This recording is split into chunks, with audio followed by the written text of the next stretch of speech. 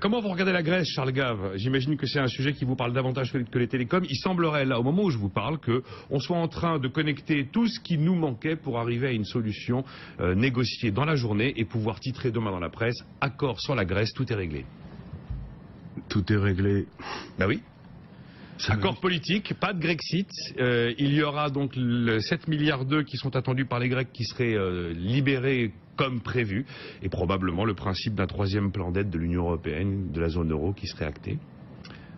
Je ne vois pas comment ils peuvent s'en sortir sans vouloir... C'est ce qu'a dit Marc Toiti.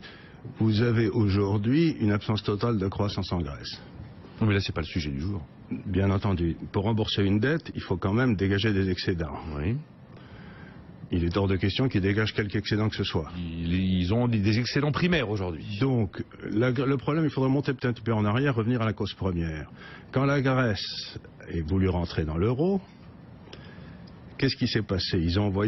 L'Europe a envoyé des auditeurs qui ont signé que la Grèce avait 1,5% de déficit budgétaire. Le déficit réel était de 8%. Oui, mais je sais, mais ça, on la connaît l'histoire. Oui, on la connaît l'histoire. J'entends bien. Qui rentrent, on leur a fait croire qu'ils pourraient vivre avec le Deutschmark et la compétitivité de l'Allemagne. C'est un grand mensonge qui arrive à son terme. C'est pas ce que je dis, c'est que le mensonge continue.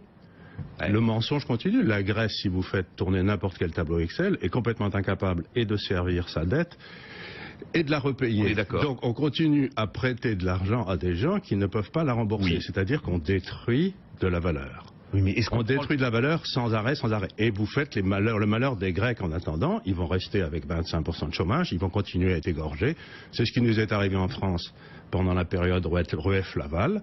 Et ça nous a amené à des désastres. Ensuite, le Front populaire, les Allemands en France, etc. Alors, la Grèce est en train de perdre toute souveraineté, comme la France l'a perdue en 1940.